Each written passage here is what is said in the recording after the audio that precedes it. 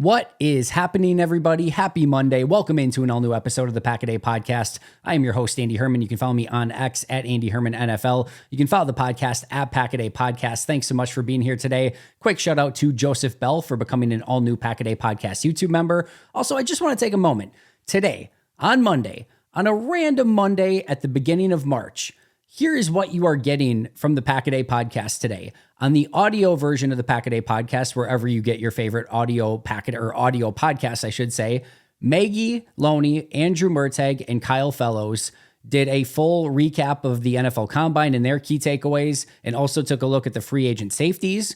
I am here on the audio version and on the video version talking free agent running backs. Ross Uglum will be here later on Monday doing his mock draft Monday thing, so that will be up later on Monday. And Ross and a special guest are also going to be going through their NFL Combine winners and losers. So a embarrassment of riches of content. This is awesome stuff. Maggie, Andrew, Kyle do a tremendous job every single week. Of course, you're getting some free agent stuff, some NFL Combine stuff, some mock draft stuff, just a ton of stuff. So if you have not already, first of all, make sure to check all the great content out every single day. Subscribe, like, comment. We are putting out this all for your enjoyment. We hope that you are loving it, but make sure you are subscribed, again, liking, doing those 5-star reviews, and doing everything you can. Everyone on the team is doing such amazing work, especially in the offseason with all the amazing stuff that's going on. So just wanted to shout out all the amazing people who are doing so much work. And of course, 365 days a year. So check it out every single day.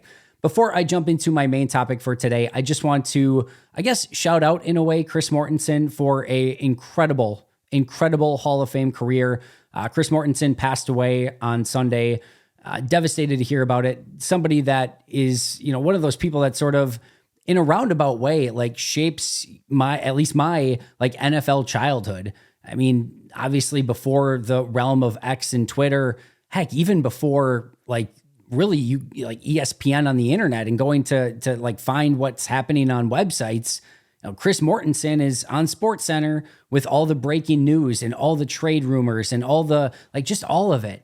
And it was to the point where, he was such a main character on all the ESPN programming, because when Mortenson came on, that was your lifeline for anything that could be happening in the NFL. And, today we get Rappaport and Schefter and, all of these different people that are breaking news, and it's constant on Twitter, and you get all these rumors and everything else going on.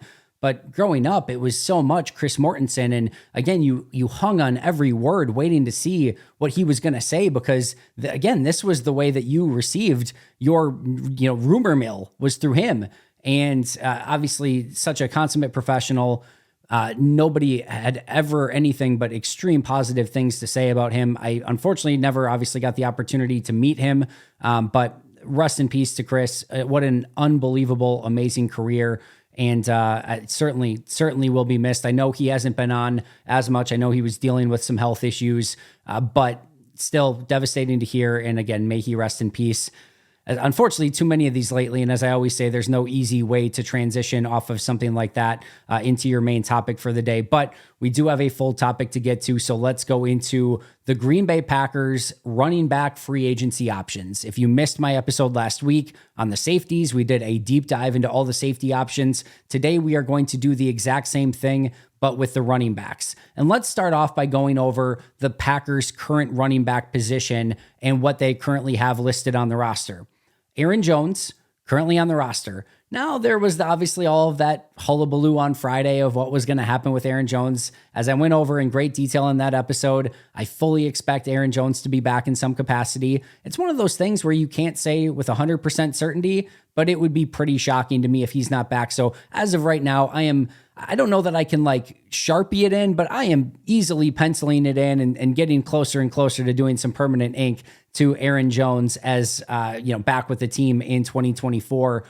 AJ Dillon, per Tom Silverstein in that same article, it sounds like the Packers are not expected to bring AJ Dillon back this upcoming season. If you've been listening to me, that is not a overall surprise to me. I do think it's probably time to go in another direction, but he is an unrestricted free agent. Patrick Taylor is a restricted free agent. There is 0.0% chance that they tender him a restricted free agent offer because it is far more money, over $2 million per year for a running back that would not get that on the open market. So they will not tender him a restricted free agent offer, which will then make him an unrestricted free agent. It wouldn't surprise me or shock me if Patrick Taylor got back on a 1-year vet minimum deal because he knows the offense. He's really good in pass pro. He's an okay, solid, non-spectacular running back. But you're basically to the point with Patrick Taylor, and I talk about this all the time. If you are a player in the NFL, the NFL is constantly evaluating you for upside. This is a NFL that is made up of stars and big-time players. And obviously you need your role players as well. And Patrick Taylor is a nice role player. However, you're looking to upgrade that and get a playmaker at that position. And we've seen enough of Patrick Taylor, as good and as nice of a player that he is. He's never going to be a star. He's never going to be a playmaker. That's just not who he is. This is more, at this stage of Patrick Taylor's career, a back of the roster / more likely practice squad type player. And if you can get him back in that role, that's great. But you're likely looking for younger running backs with fresh legs on cheaper contracts with, more upside than what Patrick Taylor brings to the table. Have no issue with Green Bay bringing him back on some sort of vet minimum deal. I really like Patrick Taylor. It may seem like I'm saying the opposite. I actually really like what he brings to the table. And from a pass pro standpoint, and just going in, so many times, if you need a running back in a 2-minute offense, that's not always the easiest thing to find because they have to be able to run the ball, they have to be able to catch the ball, and more importantly, they need to be able to pass protect. And Patrick Taylor can do all three of those things in this offense. But the point being here, he's going to be an unrestricted free agent, and you're not making any offseason decisions based solely upon Patrick Taylor being on the roster or not being on the roster. If he is, he's going to have to earn everything in training camp anyway. Emmanuel Wilson is an exclusive rights free agent. He will be back. Again, that is a team option. There's really no rights for Emmanuel Wilson in this situation. Green Bay will get him back on the cheapest contract possible, and they will have him compete in training camp. And then, if you remember, they also have Ellis Merriweather on the roster. So as of right now, we can pencil in Aaron Jones, Emmanuel Wilson, and Ellis Merriweather, and that's about it. And we also know that Jones is getting older. He had some injury issues last year. And we know that Green Bay needs to add some youth, some talent, some athleticism, some playmaking to this running back room, specifically to back up Aaron Jones in 2024. Before we go through today's possible veteran signings, I have one running back, and I'll tell you who it is at the end, that I am going to recommend that the Packers sign in free agency if they want to go that route. Lock your answers in right now. If you can guess who the running back is that I am requesting or, saying that the Packers should sign in 2024 in this offseason, I'll be impressed. So lock in your answer before we get started. But I'm going to start just obviously going down the list of potential running backs that could make sense in Green Bay. It is not as long as a list as the safety list was last week, but we'll go through them one by one, go over some of the pros and cons and what they could potentially bring to the table with all of these statistics and stuff that we did through the safety position as well. So number one on that list, clearly and obviously, is Saquon Barkley. 6 foot, 232 pound from running back from the New York Giants, just turned 27 years old. So he has been in the league for a while. It feels like almost longer than that, but only 27. Now for a running back, this is not usually your, even 31, 32 years anymore. Even when you start getting to 27, 28, 29, not everyone is Aaron Jones. Not everyone is able to continue on that long. We have seen Saquon start to break down a little bit, really almost since day one. He's had injury issues, but he still only is 27 years old. And again, just turned 27 years old.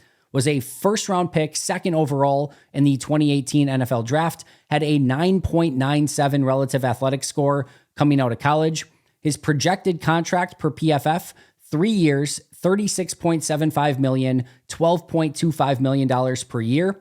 His PFF grades over the last 3 years, most recently a 70.2 grade, 80.3, and 59.1 the year before that.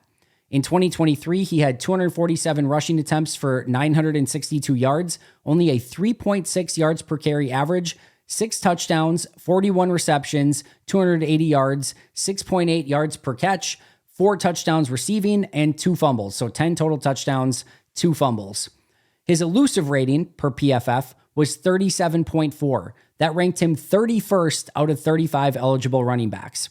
He had 26 runs of 10 plus yards, ranking him 11th out of 35 eligible running backs. He forced 31 missed tackles, which was 27th out of 35, and 2.91 yards after contact per rush, which was 15th out of 35.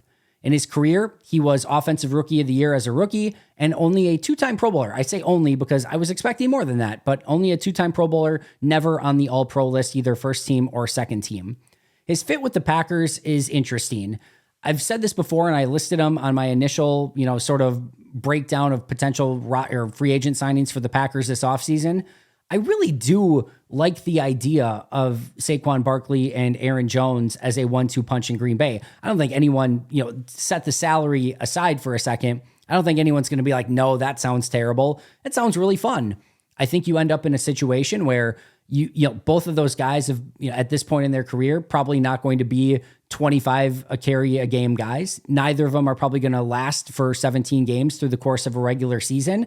And your hope is that you can have one of those guys healthy and being able to carry 18 to 20 times and have explosive playmaking. We saw the difference last year in Green Bay with Aaron Jones and without Aaron Jones. And the difference was night and day.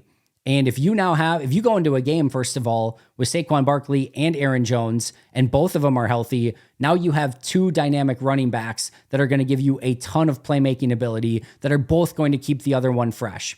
As I've always talked about a little bit with Aaron Jones and A.J. Dillon, I think sometimes you can end up in a situation where the presence of both almost doesn't allow either to get into a rhythm. So you would need to really balance that out a little bit.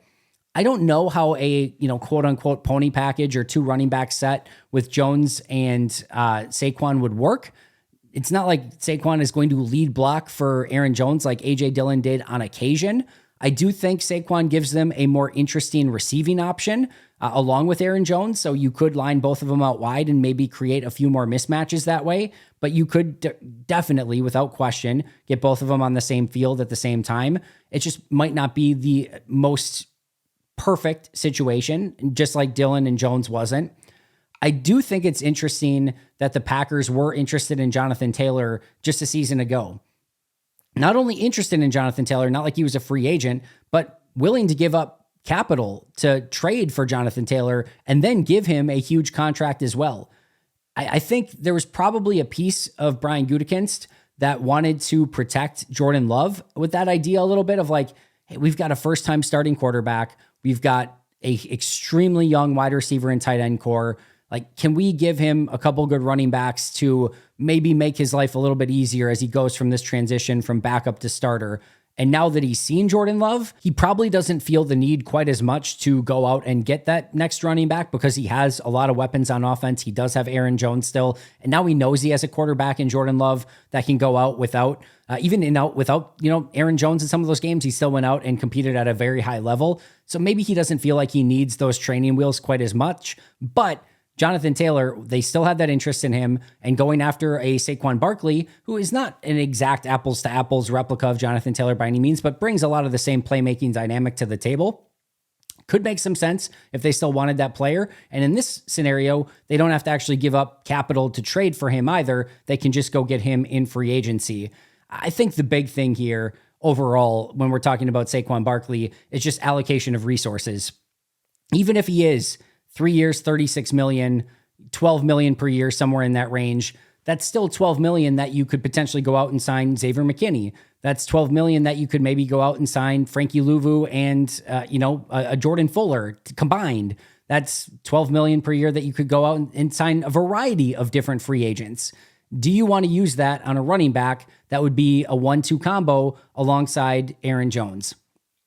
Maybe the answer is yes. Maybe they feel like, hey, we have a really cheap wide receiver core. We have a really cheap tight end core.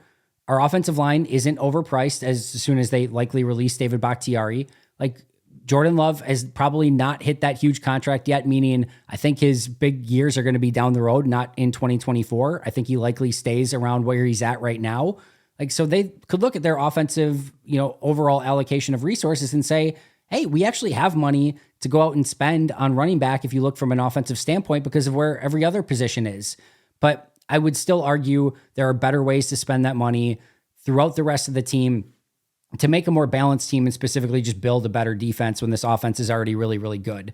So I think that's the toughest sell with Saquon Barkley, isn't his talent.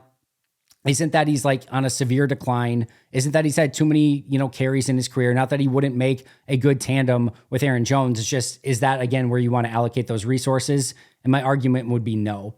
Next up on the list, Josh Jacobs, running back for the Raiders, 5'10", 223 pounds, just turned 26 years old. This is another one where I just kind of expected him to be older at this point, but just turned 26. First round pick in 2019, had a 5.65 relative athletic score coming out of college. His projected contract per PFF, 3 years, $34.5 million, $11.5 million per year. His PFF grades the past 3 seasons, 65.0, 91.6, and 79.5.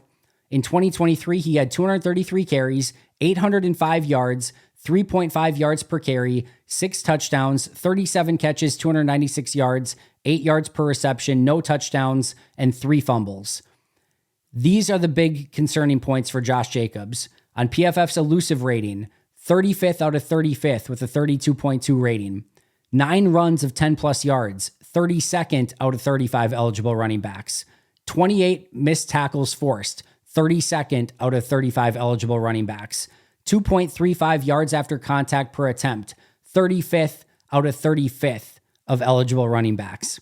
Now, he is a 2-time Pro Bowler. He's a 1-time first-team All-Pro. But the big thing here with Jacobs is he has shown pretty significant signs of decline, specifically this past season. By far and away the worst season of his career. I do think there's a little bit more wear and tear there and some injuries, being banged up a little bit. He didn't have a great situation. A lot of Aiden O'Connell, obviously Josh McDaniel at head coach. That did not work out. They go through the coaching change midseason. That was not a great situation to be in overall for the Raiders. But that was still a sort of eye-popping decline for Josh Jacobs. This is one thing based on his previous experience. If you're looking at, hey, this guy is like going to be cheap on the market because he might be hitting this decline a little bit and we might be able to get sort of a value signing and hope he can bounce back and play like he did with that 91.6 PFF grade just the season before. But if you're looking at somebody that you're going to have to give $11.5 million per year on a 3-year deal, $34.5 million overall, that is not a value free agent signing. This, to me, the ROI is just horrible. This would be the worst possible signing that I think Green Bay could pretty much have almost anywhere. A expensive running back that has shown significant signs of decline, that's coming off the worst season of his career, and a position that is of need, but probably not at the high-end level because you do still have Aaron Jones on the roster. I just cannot see this fit. Obviously he did play with Rich Bisaccia when Rich Bisaccia was the interim head coach there. There's a small connection. Just cannot see Josh Jacobs happening in Green Bay. Next up, Derrick Henry, 6'3", 247 pounds, Tennessee Titans, turned 30 in January. So that not so magic number for running backs, he has hit it. And as you would expect, I think there's going to be some concern from teams, especially with the amount of carries and the amount of wear and tear that he's at the running back position, of just how much longer he's going to be able to do this at a high level. He was a 2nd-round pick in 2016, had an 8.77 relative athletic score coming out of college. His projected contract, 2 years, $20 million, $10 million per season. His PFF grade last season was a 90.2, still a very, very good running back. 85.9 the year before that, 77.3 the year before that. This past year, he had 280 carries for 1,167 yards, 4.2 yards per carry, 12 touchdowns, 28 catches, 214 yards, 7.6 yards per reception, no touchdowns receiving, no fumbles. Had a 64.7 elusive rating, 11th out of 35, 23 runs of 10-plus yards, 16th, 57 missed tackles forced, 4th out of 35 eligible running backs, and 3.32 yards after contact per attempt, 6th out of 35 eligible running backs. He's a 4-time Pro Bowler, a 1-time first-team All-Pro, a 1-time second-team All-Pro, has a connection with Matt LaFleur from when Matt LaFleur was the offensive coordinator, although he didn't always play Derrick Henry a ton, which was sort of interesting that season, but there is that connection there. Brian Gutekunst just went on record to say he would love a power back. Well, doesn't get much more power back than Derrick Henry. I do think he fits overall well in the offense. And again, he has worked in a Matt LaFleur offense with Matt LaFleur when they were together in Tennessee. The age is an issue. Is it necessary? Is it overkill? Again, with what you're looking at in that allocation of resources, same sort of situation here.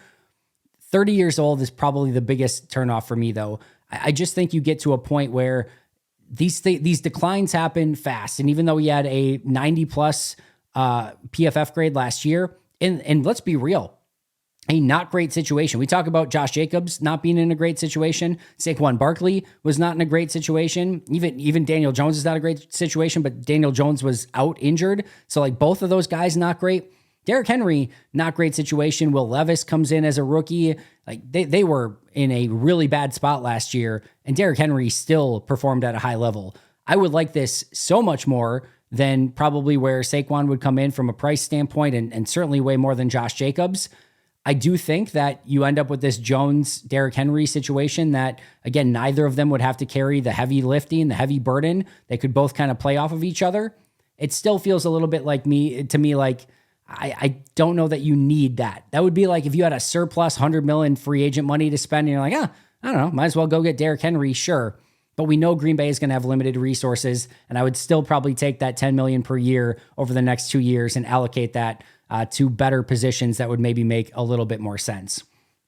Next up, Tony Pollard, 6', 209 running back for the Cowboys, turns 27 in April, 4th round pick in 2019, 7.18 relative athletic score coming out. His projected contract is 3 years, $24 million, $8 million per season. PFF grade last year of 77.5, 90.2 the year before that, and 86.0 the year before that. He did have struggles with injuries early in the season and did play better when he got healthy at the end of the year. That PFF grade would have been higher if you just take the weeks that he was healthy at the end of the year, but still was a 77.5 last year. Had 252 carries for 1,005 yards, 4 yards per carry, 6 touchdowns, 55 catches, 311 yards, only 5.7 yards per reception, which is really low. No touchdowns receiving, and 3 overall fumbles. His elusive rating was 26th out of 35 eligible running backs. He had 22 runs of 10 plus yards, which was 20th out of 35. 47 missed tackles forced, though, which was 11th out of 35. And 2.86 yards after contact per attempt, which was 22nd out of 35. He is a one-time Pro Bowler. The issue here is he's probably pretty redundant with Aaron Jones. They're kind of similar players, a little bit smaller, very dynamic, very shifty, great with the ball in their hands. $8 million per year, still a pretty significant contract. I don't know that you can do a ton with Pollard and Jones on the field at the same time. You could get Pollard lined out wide, but it's not like, again, you've got a Christian McCaffrey who, like, you've got as good of a receiver as he is a running back. So I don't think you have that, but you do have a dynamic player with the ball in his hands. You do have now insurance for Aaron Jones. If Jones is out, you've got Pollard. If Pollard is out, you've got Jones. But that's probably still a pretty pricey insurance policy. And I think there's probably just a better demand for Pollard to be the guy for some other team. And some other team is probably just going to be willing to pay him more than what Green Bay is willing to pay him. Next up, Austin Eckler, 5'10", 200-pound running back from your LA Chargers. Not your LA Chargers, but the LA Chargers. Turns 29 in May. Undrafted free agent in 2017. Did not have a relative athletic score. Did not do the testing. 2 years, $13.5 million is the projected contract. $6.75 million per year. PFF grades over the last 3 years of 60.2, 80.0, and 75.3. Last year, he had 179 carries for 628 yards, only 3.5 yards per carry, 0.7 worse than at any point in his career. 5 touchdowns this past year rushing, 51 catches, 436 yards, did have 8.5 yards per reception, 1 touchdown, did have 5 overall fumbles this past year. His elusive rating was 22nd out of 35 backs, 7 runs of 10 plus yards was 35 out of 35, 31 missed tackles forced was 27 out of 35, and 2.63 yards after contact per attempt was 29 out of 35. Most shockingly of everything, he never won an award. No Pro Bowl, no All-Pro, no anything, which was a little bit surprising to me. Obviously, a lot of great fantasy football years, but was kind of expecting him to at least have a Pro Bowl or two, but never did. Once again, with Eckler, you're redundant to Aaron Jones a little bit. Not probably great running mates on the field at the same time. Do have a little bit of insurance there.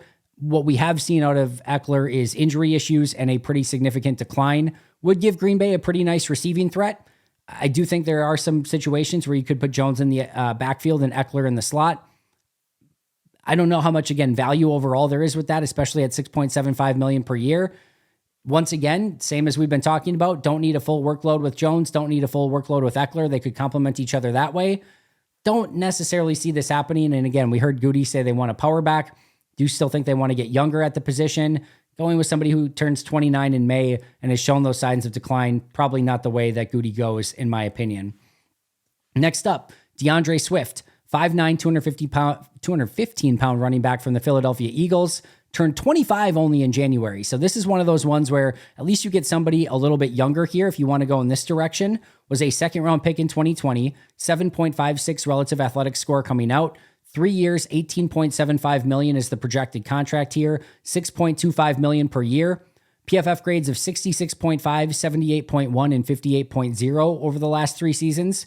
Last year, he had 229 carries for the Eagles for 1,049 yards rushing, 4.6 yards per carry, which is really good. The Eagles do have a very good offensive line, though. Had 5 rushing touchdowns, 39 receptions, 214 yards, 5.5 yards per reception, 1 touchdown receiving, 3 fumbles. His elusive rating was 23rd out of 35. 23 runs of 10-plus yards was 16 out of 35. 45 missed tackles forced was 15 out of 35. And 2.44 yards after contact per attempt was 34 out of 35. Was a one-time Pro Bowler, which was this past year. I want to go back to that yards per contact per attempt, though. Remember when I told you that the Eagles had a great offensive line? Well, him ranking 34th out of 35th as yards after contact tells you a lot of his success was due to that Eagles offensive line. A lot of his success was not coming after contact. So that is something to be aware of. If you don't have a supercharged Philadelphia Eagles offensive line, I'm not sure DeAndre Swift is going to be quite as good for you based on some of the numbers that he put up last year. He did show off that he could be a full-time back in Philly after not really ever doing that in Detroit. I don't think he'd be a bad option for the cost. $6.25 million per year is still a big contract, especially on a 3-year deal, especially for a running back. But at age 25, for a player that showed he could handle the load, he's got a little bit of dynamic ability in his game, can catch the ball a little bit.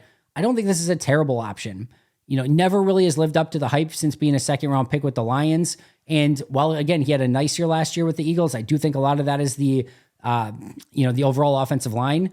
I think he's a solid 1-2 punch with Aaron Jones, but it's not something, again, that's like striking the fear in anyone, meaning DeAndre Swift, coming in for Aaron Jones. But in my opinion, it'd be a pretty big upgrade from A.J. Dillon. This is another one where, based on his season last year, I think there are other teams in need of a starting running back that are probably just willing to pay a little bit more for DeAndre Swift than what the Packers would be willing to pay. This is where the cutoff is. DeAndre Swift, Austin Eckler, Tony Pollard, Derrick Henry, Josh Jacobs, and Saquon Barkley are the running backs that are likely to get paid a decent amount of money in some capacity. After that group, you go down pretty significantly with what you're expecting here.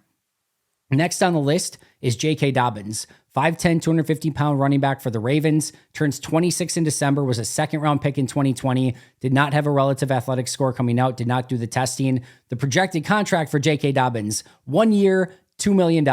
Why is that? Well, he only had 20 snaps last year. He only had 235 snaps in 2022, and he did not play in 2021. He only has 265 snaps total in the past 3 seasons combined.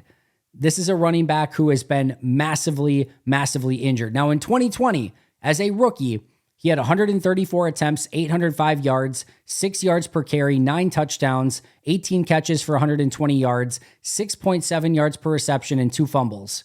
In 2020, if you would have taken those elusive scores and things like that and translated it over to 2023, he would have ranked 9th out of 35th in elusive score, 20 out of 35 in runs over 10 yards, 32nd out of 35 in missed tackles forced, and 3rd out of 35 in yards after contact. The issue is this is not 2020. 21, 22, 23 have all gone by, and J.K. Dobbins has done nothing. He had injury issues coming out of college. He's had injury issues in the NFL, and he has not shown the ability to stay healthy. If you want to take a 1 year, $2 million flyer on a player like J.K. Dobbins, who does have a little bit of power to his game, he's not a great receiving back, you could do that. That's not the worst case scenario in the world. You can make him earn a spot in camp and give him that opportunity. Maybe he just resigns with Baltimore. Don't mind the flyer here. I was never a huge J.K. Dobbins guy coming out of college, but the injury issues are the turnoff here. And this is why you go with young running backs with fresh legs. It's because a lot of times these guys get hurt pretty quickly, and Dobbins just has not shown the ability to stay healthy. Next up, we talked about this player already. It is not expected that the Packers re-sign A.J. Dillon, but let's go over him anyway. If nothing else, it gives us a good sort of barometer for what he did last year. And if they did want to bring him back, again, how he kind of compares to the other players on this list. 6 foot, 247-pound running back for your Green Bay Packers, I can say that this time, turns 26 in May. Second round pick, of course, in 2020, had a 9.15 relative athletic score coming out of college. The projected contract, 2 years, $8 million, $4 million per year. PFF grades very complimentary of him, 75.7, 81.4, and 86.2. So PFF has liked him quite a bit over the past 3 seasons. Now, last year, not quite as much, but still good grades all around. In 2023, he had 178 carries, 613 yards, 3.4 yards per carry, which is not great. 2 touchdowns rushing, 22 receptions, 223 yards, 10.1 yards per catch, which is great. No touchdowns, no fumbles, which is really, really nice. His elusive rating, though, ranked 27th out of 35, only 8 runs of 10 plus yards, 33 out of 35, 21 missed tackles forced, 35th out of 35, 2.69 yards after contact per attempt, 27th out of 35. The advanced metrics here, really, really bad for A.J. Dillon. Has not won any awards, lacks playmaking. His pass pro is great. You do have to give him that.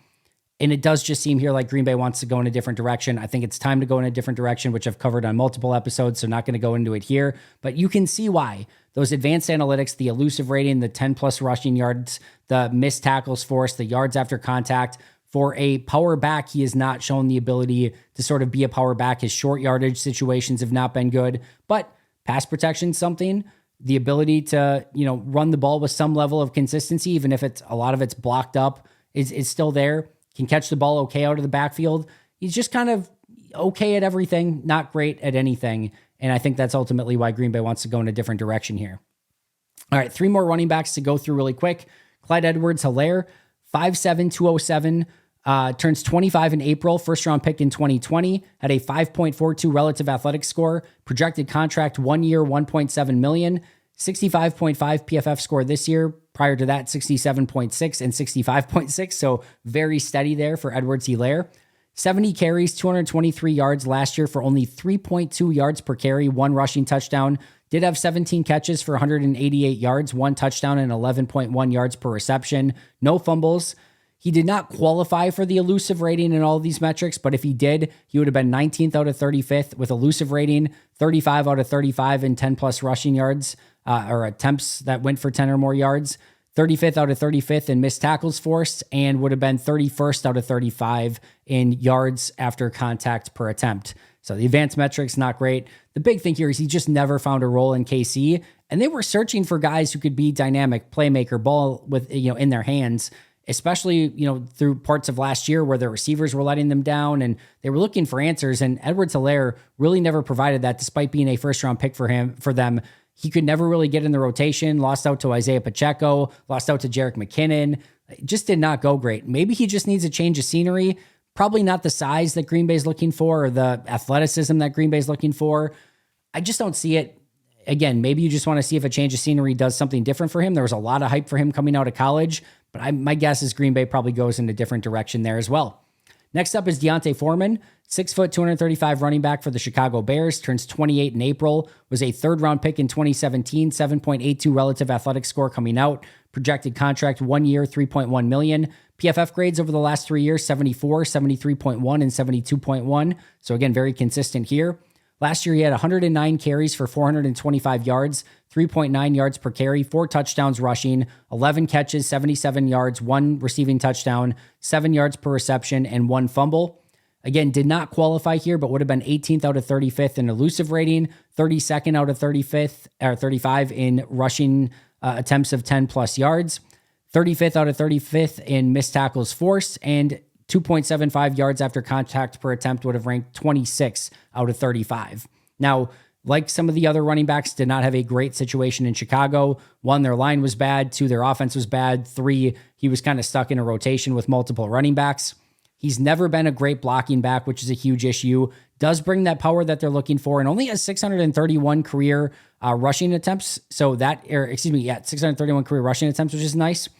Again, Chicago was not a great situation.